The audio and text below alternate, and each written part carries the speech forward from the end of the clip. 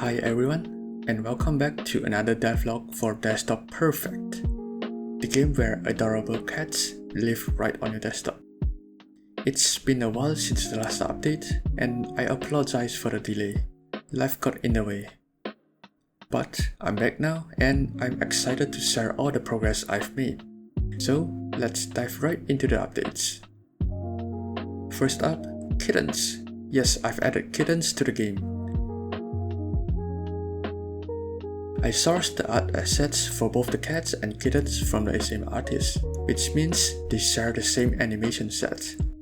This allowed me to reuse most of the existing code with just a few tweaks. I reduced the jump height, movement speed, and the collision size for the kittens to make them feel more tiny. When you first adopt a kitten, it will grow into a full-grown cat after 3 in-game days. To deal with that, I revoked the age system. Since the cats live in a virtual world, it only makes sense for them to age only when the game is running.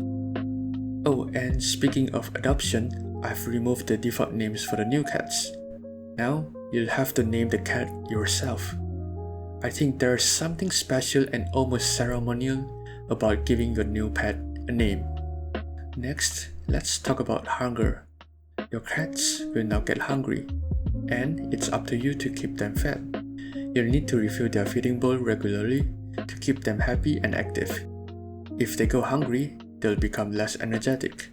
No jumping, no running, no playing with toys, and they'll refuse to be pet too. As a natural difficulty curve, adult cats will eat more than kittens. But don't worry, I know some of you just want to enjoy having the cats on the desktop without the maintenance. So I've added a toggle in the settings to turn the hunger system on or off. Now, let's move on to a feature you might have already noticed, the blurred background. This was initially implemented for my own video recording purpose, but I think it's a nice addition for everyone. It wasn't easy to get it right. At first, I tried using a texture rag with a blur shader, but it only blurred in-game objects, leaving the desktop background untouched.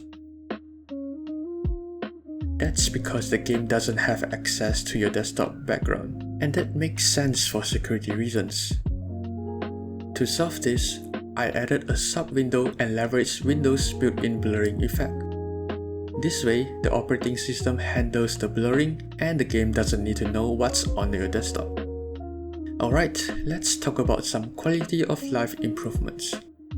For starters, the game now prompts you to save before closing, which is especially handy if you spend days raising your kitten into a cat. But honestly, it's not a huge deal because I've also added autosave. On the other hand, your preferences, like whether to show names, energy bar, and more, are now saved automatically. Item status and positions are also saved, so you don't have to rearrange everything every time you open the game. Personally, this saves me a couple of seconds from having to toss that book to the edge of my screen every time I open a game. Oh, and a quick note. I've moved the location of the save file. If you are updating from an older version, you'll need to move your old save file to the new location. But honestly, I recommend starting a new save. There's not much in the old one anyway. Speaking of quality of life, I've also added autoclicking. Just long press on a cat or an item, and the game will automatically click for you.